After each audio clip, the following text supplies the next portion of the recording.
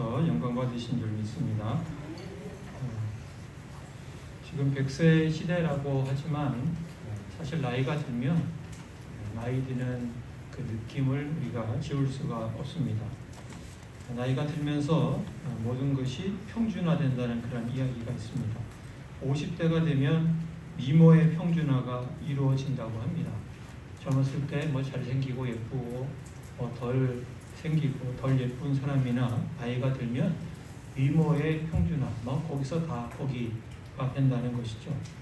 60대가 되면 지성의 평준화가 이루어진답니다. 그래서 젊었을 때 많이 배운 사람이나 덜 배운 사람이나 그렇게 크게 차이 나지 않고 비슷한 삶을 산다는 것입니다. 70대가 되면 물질의 평준화가 이루어진답니다. 젊었을 때 돈을 많이 번 사람이나 적게 번 사람이나 70 이상이 되면 그 누리는 것이 다 비슷비슷해진다는 것입니다. 80대가 되면 건강한 사람이나 건강하지 않은 사람이나 비슷하다고 합니다. 아무리 젊었을 때 건강할지라도 또 80이 넘게 되면 다 그 건강의 모습이 비슷해지는 것입니다. 근데 이러한 그 나이듦에 도전하는 사람들도 있더라고요. 기네스북에 등재된 세계 최고령 출산 여성은 66세의 그리스 여성이에요.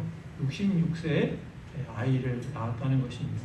근데 비공식적으로는 인도 여성인데 70세에 결혼한 지 45년 만에 아이를 출산한 경우도 있습니다. 우리나라 경우는 2012년에 57세 여성이 시험관 시술로 남녀 쌍둥이를 출산한 경우가 있다고 얘기를 합니다.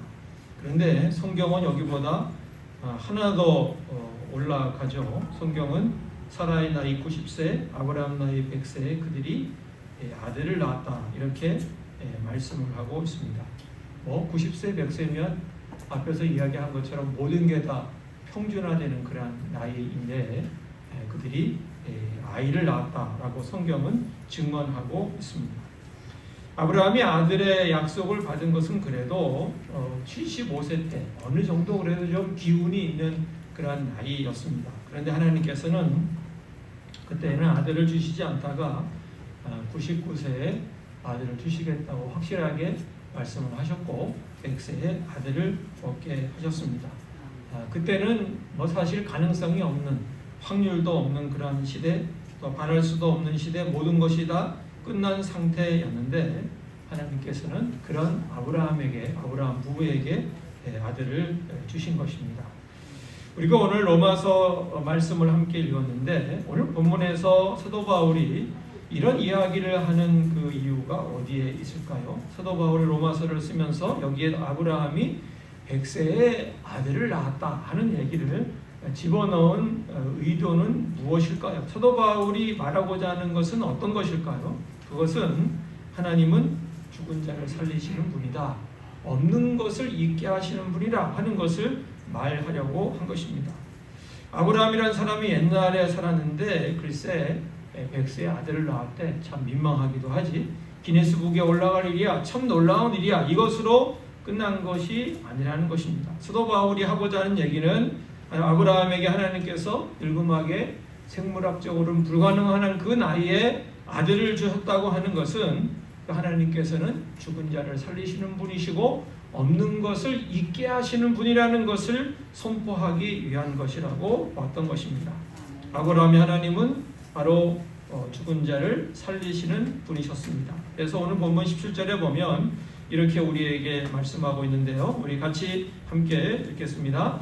기록된 바 내가 너를 많은 민족의 조상으로 세웠다 하신과 같으니 그가 믿은 바 하나님은 죽은 자를 살리시며 없는 것을 있는 것으로 부르시는 이시니라. 하나님은 어떤 분이시냐? 죽음에서 살리시는 분, 아무것도 없는 것에서 있게 하시는 분, 패배에서 승리를, 약한 것에서 강한 것을, 절망에서 희망을 가져오시는 분, 그분이 바로 하나님이시다 하는 것을 선포하고 있습니다. 우리 하나님께 사랑하시는 성도 여러분, 하나님은 어떤 분이십니까? 하나님은 오늘도 여전히 죽은 것을 살리시는 분이신 줄로 믿습니다. 하나님은 오늘도 여전히 없는 것을 있게 하시는 분이신 줄로 믿습니다. 연약함을 강하게 하시는 분이신 줄로 믿습니다. 패배에서 승리하게 하시는 분이신 줄로 믿습니다. 여러분, 예수님은 또한 어떤 분이십니까? 예수님도 마찬가지 아니십니까? 그분 하나님의 아들로 이 땅 가운데 오셔서 사람들에게 고난과 고통을 당하시고 결국 십자가에 죽으셨습니다. 그렇지만 그걸로 모든 것이 결론되고 그것으로 모든 것이 끝장난 것은 아니었습니다. 그 예수님은 다시 살아나신 것입니다. 그래서 고린도전서 15장 20절에서 22절 말씀에 보면 이렇게 우리에게 말씀하고 있습니다. 우리 같이 읽겠습니다. 그러나 이제 그리스도께서 죽은 자 가운데서 다시 살아나사 잠자는 자들의 첫 열매가 되셨도다. 사망이 한 사람으로 말미암았으니 죽은 자의 부활도 한 사람으로 말미암는도다.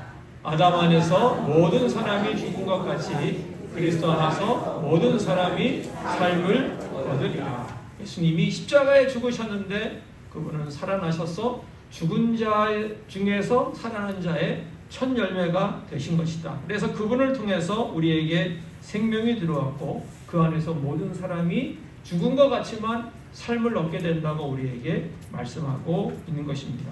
예수님 또한 죽은 자가 아니라 살아나신 분이시고 지금도 살아계신 분이신 것을 우리에게 증언해주고 있는 것입니다. 우리가 오늘 읽은 말씀, 우리 24절, 25절 말씀에도 그래서 이렇게 우리에게 말씀해주고 있습니다. 우리 같이 읽겠습니다. 의로 여기심을 받을 우리도 유함이니 곧 예수 우리 주를 죽은 자 가운데서 살리신 이를 믿는 자니라. 예수는 우리가 범죄한 것 때문에 내어짐이 되고 또 우리를 의롭다 하시기 위하여 살아나셨느니라. 예수님은 살아나셨다. 그분을 살리신 분도 하나님이시고 그분은 또한 십자가에 죽으셨지만 살아나셨다고 우리에게 말씀하고 있습니다. 여러분, 우리가 믿고 의지하는 하나님은 바로 죽은 것을 살게 하시는 분, 부활의 하나님이시고 없는 것을 있게 하시는 그런 분이시라는 것을 어떤 상황, 어떤 여건에서도 꼭 기억하시고 인정하고 믿으시기를 우리 주 예수님의 이름으로 간절히 축복합니다. 그러면 이러한 하나님을 우리 인생 가운데 우리가 어떻게 경험할 수 있을까요? 성경은 분명히 하나님께서는 죽은 자를 살리시는 분이시고 없는 것을 있게 하시는 분이시다. 부활하게 하신 분이시라고 우리에게 말씀해주고 있는데 우리 신앙의 삶 가운데 우리 인생 가운데 그런 하나님을 우리는 어떻게 경험할 수 있을까요? 하나님의 아무리 그런 분이라 할지라도 우리가 그것을 믿지 않으면 그 하나님을 우리 인생 가운데 우리 신앙의 삶 가운데서 결코 경험할 수 없는 것입니다.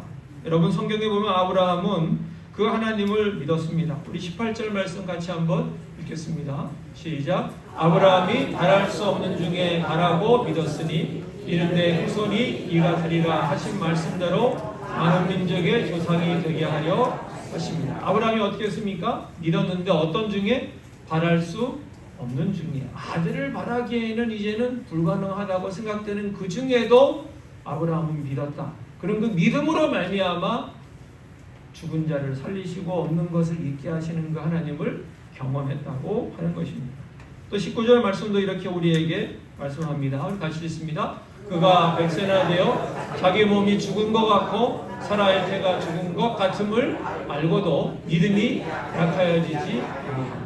아브라함은 믿음이 약하여지지 않았다. 언제도 다 알았지만 자기도 이미 죽은 것 같고 사라의 태도 이미 다 끝난다는 것을 알았지만 그러나 그런 하나님에 대한 믿음, 하나님은 죽은 자를 살리시는 분이시다. 하나님은 없는 것을 있게 하시는 분이라는 것을 그는 그 믿었고 그 믿음이 약해지지 않았다고 하는 것입니다. 그래서 그는 그런 하나님을 그 인생 가운데 경험하게 된 것입니다. 사랑하는 성도 여러분, 오늘날 우리도 마찬가지인 줄로 믿습니다. 우리 또한 믿음으로 나갈 때 그런 하나님을 경험하게 될 줄로 믿습니다. 오늘 보면 23절, 24절 보면 이렇게 우리에게 말씀하죠. 같이 읽겠습니다. 그에게 의로 여겨졌다 기록된 것은 아브라함만 위한 것이 아니요 의로 여기심을 받을 우리도 위함이니 곧 예수 우리 주를 죽은 자 가운데서 살리신 이를 믿는 자이다. 그것은 아브라함만 위한 것이 아니라는 것이죠. 그가 믿음을 통해서 죽은 자를 살리시고 없는 것을 있게 하시는 그 하나님을 경험한 것이 아브라함으로 끝나는 것이 아니다. 우리를 위해서도 하나님께서는 우리에게 똑같이 말씀하신다. 우리도 믿으면 아브라함처럼 그런 하나님을 경험할 수 있다는 것을 우리에게 말씀해주고 있는 것입니다.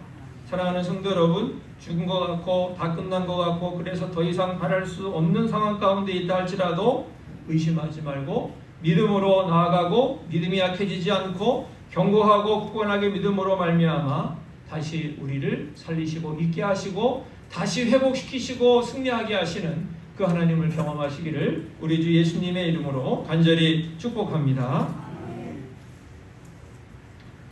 믿음이 생각보다는 약해서 믿음이 왜 아멘이 왜 약할까 하니까 목사님 그 말이 돼요? 아무리 믿어도 그 부활이 가능하기라 해요. 아무것도 없는데 어떻게 믿는 게 돼요? 그 부활의 하나님을 우리는 어떻게 믿을 수 있을까요? 우리가 다른 하나님은 어느 정도 믿을 수 있어요. 하나님은 우리를 사랑하신다. 난 그 정도는 믿을 수 있어. 하나님이 내 마음에 기도하면 평안을 주신다. 그 정도는 내가 믿을 수 있어. 근데 부활의 하나님, 그거 어떻게 믿냐? 없는 것을 있게 하고 죽은 자를 살리시는 그 하나님. 성경에 물론 나오고 아브라함도 그랬다고 하는데 내가 그거를 어떻게 믿냐? 이런 마음이 우리 가운데 있을 수가 있습니다. 여러분, 아브라함은 처음부터 그런 하나님을 믿었을까요? 아브라함은 처음부터 100세인 자신에게 아들을 줄 거라는 것을 그는 처음부터 의심하지 않고 굳건하게 믿고 믿음이 약해지지 않았을까요? 그는 처음부터 죽은 자를 살리시고 아무도 없는 데서 있게 하시는 그 하나님을 그는 처음부터 덥석 굳건하게 그는 믿고 나갔을까요?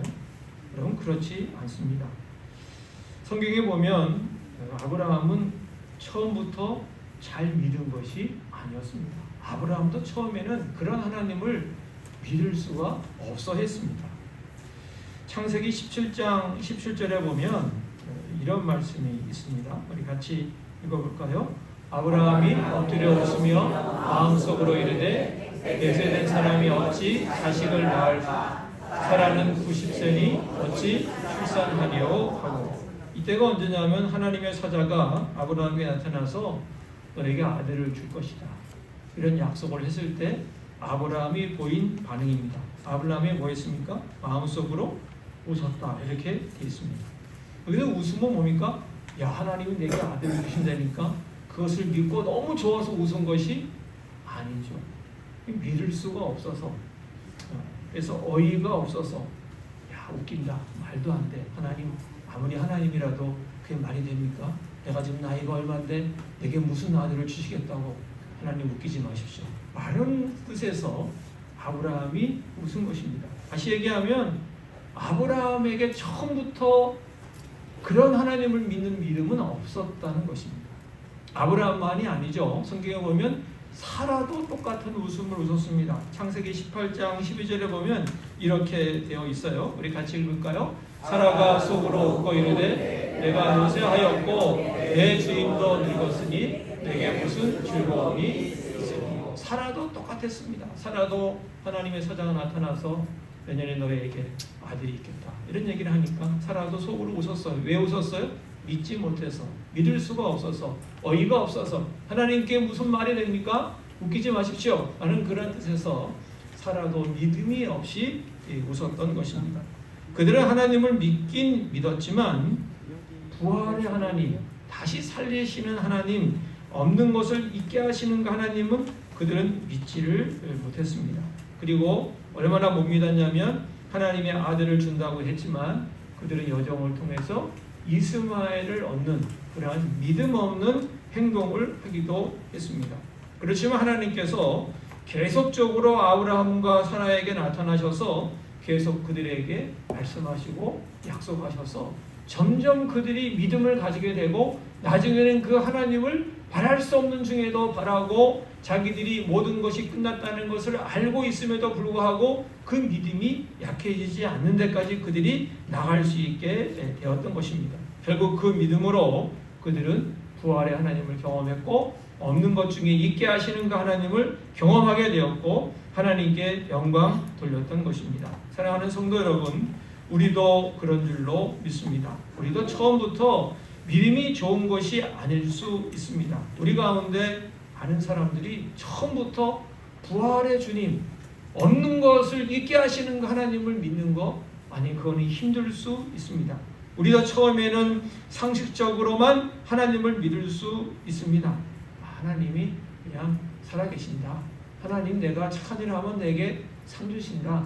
하나님 나와 함께 하신다. 이 정도만 믿을 수 있습니다.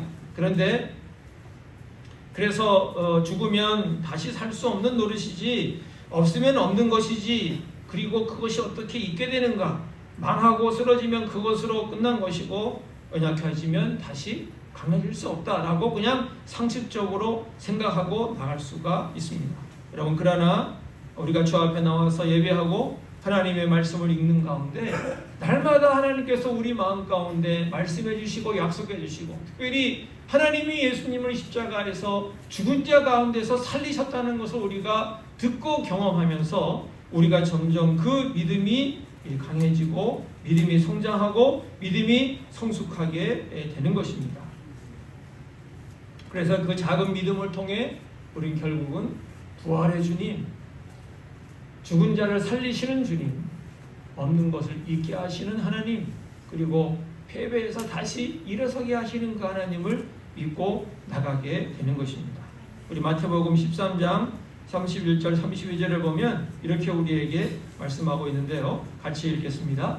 또 비유를 들어 이르시되 천국은 마치 사람이 자기 밭에 갖다 심은 겨자씨 한 알과 같으니 이는 모든 씨보다 작은 것이로되 자란 후에는 풀보다 커서 나무가 되매 공중의 새들이 와서 그 가지에 깃들이느니라. 아멘.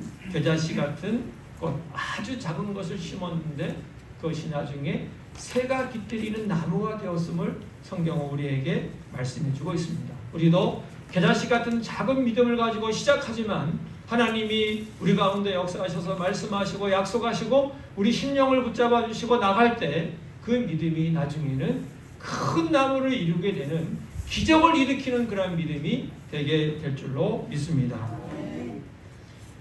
미국의 필라델피아에 존이라는 소년이 살았습니다. 그 소년은 가나안에서 이제 아르바이트를 했는데 벽돌 공장에서 이제 아르바이트를 했습니다. 주일이 되면 그는 교회에 나가서 예배를 드렸는데 이 주일날 교회 갈 때마다 이 소년의 마음이 좀 불편한 것이 있었어요. 그것은 뭐냐면 교회로 가는 길이었습니다. 그 길은 포장이 안 돼서 비가 오면 그냥 철퍽철퍽 진창길이 돼가지고 교회를 들어가는 그 길이 아주 불편했다는 것이죠. 어느 주일 교회로 가다가 하나님께 기도하면 주님께서 어떻게든지 간에 해결해 주시지 않을까 하는 생각이 들어서 기도하기 시작을 했습니다. 하나님, 이 진창길이 좀 편안하고 좋은 길이 되어서 교회 가는 길이 좀 즐겁고 좀 마음 편하게 갈 수 있게 해주세요 라고 기도를 하기 시작했습니다. 그 기도하다가 어떤 생각이 들었냐면 기도만 하지 말고 나부터라도 한번 시작을 해보자 라고 생각을 하고 벽돌 공장에서 아르바이트를 하고 이제 이 돈을 받으면 매일 그 공장에서 벽돌 한 장을 샀대요. 그래서 그 한 장을 그날 가서 까는 겁니다. 그 진창길에다가. 자, 그럼 매일 그렇게 한 장씩 깔면 그 길이 완성되는 데는 좋기 2년이 걸리는 그런 시간이 되었대요. 근데 이 소녀는 그래도 한번 시작을 해보자 하고 기도하면서 매일 아르바이트를 가서 벽돌 한 장을 사가지고 갔다가 놓고 또 벽돌 한 장을 사다 갔다가 놓고 했는데 그게 2년 만에 다 깔린 게 아니라 한 달 만에 다 깔렸대요. 어떻게 한 달 만에 다 깔리게 됐냐면 교인들이 그것을 본 거예요. 소년이 벽돌 한 장을 매일 가서 이렇게 그 진창길에 놓는 것을 보게 되었습니다. 그래서 교인들이 당회에서 결정을 한 거죠. 야, 이거 이렇게 하면 안 되겠다. 그래서 그 길도 다 새롭게 깔고 그리고 낡은 거 오래된 거 다 그냥 해체하고 새로운 건물을 지어서 그 소년이 믿음으로 벽돌 한 장을 깔기 시작했는데 길도 완전히 새롭게 되고 교회당 건물도 완전히 새로운 건물이 되었다는 것입니다. 이 소년이 나중에 미국과 전 세계에 YMCA 건물을 수없이 지은 존 워너 메이커라고 하는 사람입니다. 우리나라 그 서울 종로에 있는 YMCA 건물도 이분이 기증한 것이라고 합니다. 여러분, 이 소년은 처음부터 화려한 길이나 교회당 건물을 새로 짓는 것을 생각한 것은 아니었습니다. 그는 그냥 벽돌 한 장을 깔았습니다. 그런데 그 믿음의 벽돌 한 장이 시초가 되어서 결국은 기적이 일어났고 하나님의 놀라운 역사가 일어나게 된 것입니다. 사랑하는 성도 여러분, 우리 삶에도 부활의 하나님을 만날 수가 있습니다. 우리는 삶의 현장에서 때로는 쓰러지고 때로는 패배하고 실패하고 가난하고 연약하고 절망하고 죽음의 현실을 만나기도 하는 것입니다. 그러나 우리 하나님을 믿는 사람들, 없는 것을 있게 하시는 하나님, 죽은 자를 살리시는 하나님을 믿는 우리들은 그것으로 끝나지 않는 줄로 믿습니다. 사랑하는 성도 여러분, 우리의 형편과 우리의 처지가 어떻습니까? 지금 여러분의 인생의 형편은 어떠합니까? 여러분의 가정의 상태는 또한 어떠합니까? 우리가 몸담은 교회와 대한민국의 상황은 어떻습니까? 여러분 영적인 상황은 또한 어떻습니까? 믿음의 벽돌을 한 장씩 깔아가시기를 주의 이름으로 부탁합니다. 부활의 하나님께서 역사해 주실 줄로 믿습니다. 다시 살리시는 하나님께서 우리의 믿음을 통해 일으키시고 희망을 주시고 강하게 하시기를 우리 주 예수님의 이름으로 간절히 축복합니다. 마지막 얘기 하나 하고 설교를 마치겠습니다. 19세기 후반 우리나라에 온 첫 선교사인 언더우드 목사님은 처음에 우리나라 땅에, 조선 땅에 와서 그 당시 상황을 이렇게 글로 적어 놓았습니다. 주여, 지금은 아무것도 보이지 않습니다. 메마르고 가난한 땅, 나무 한 그루 시원하게 자라오르지 못하는 땅에 저희들이 와서 앉아 있습니다. 지금 이곳은 아무것도 보이지 않습니다. 보이는 것은 얼룩진 어두움뿐입니다. 어둠과 가난과 인습에 묶여있는 조선 사람들 뿐입니다. 그들은 왜 묶여있는지도 고통이라는 것도 모르고 있습니다. 조선의 마음이 보이지 않습니다. 그리고 저희가 해야 할 일 또한 보이지 않습니다. 그러나 주님, 순종하겠습니다. 겸손하게 순종할 때 주님께서 일을 시작하시고 그 하시는 일을 우리의 영적인 눈이 볼 수 있는 날이 있는 줄 믿습니다. 믿음은 바라는 것들의 실상이요 보지 못하는 것들의 증거니라고 하신 말씀을 따라 조선의 믿음의 앞날을 볼 수 있게 될 것을 믿습니다. 지금은 우리가 황무지 위에 맨손으로 서 있는 것 같사오나, 지금은 우리가 서양 귀신이라고 손가락질 받고 있사오나, 저희들이 우리 영혼과 하나인 것을 깨닫고 하나님 나라의 한 백성 한 자녀임을 알고 눈물로 기뻐할 날이 있음을 믿나이다. 지금은 예배드릴 예배당도 없고 학교도 없고 그저 경계와 의심과 멸시와 천대함이 가득한 곳이지만 이곳이 머지않아 은혜의 땅이 될 줄로 믿습니다. 주여, 오직 저의 믿음을 붙잡아 주옵소서. 이렇게 그 선교사님이 처음 우리나라 땅에 와서 이렇게 적었다고 합니다.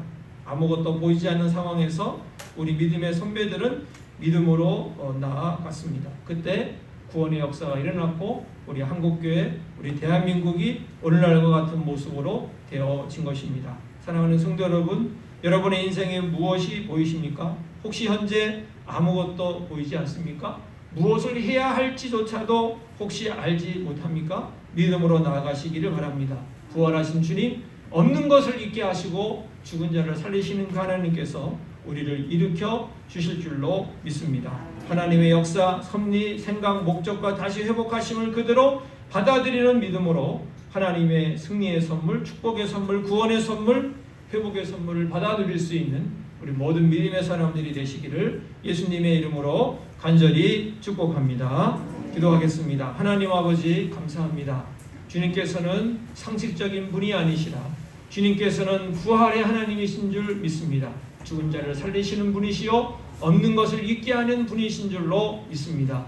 예수님이 십자가에 죽었지만 다시 살리신 분이신 줄로 믿습니다. 하나님, 그 믿음으로 부활의 주님, 다시 살리시는 주님, 있게 하시는 하나님을 경험할 수 있는 저희가 되게 하여 주시옵소서. 그 자식 같은 믿음으로 시작하게 해주시고 하나님 아버지, 믿음으로 벽돌 한 장을 까는 마음으로 시작할 수 있도록 인도해 주셔서 결국은 하나님께 영광 돌릴 수 있는 하나님의 놀라운 역사를 경험할 수 있는 우리 모든 믿음의 사람들 다 되게 하여 주옵소서. 예수님의 이름으로 기도하옵나이다. 아멘.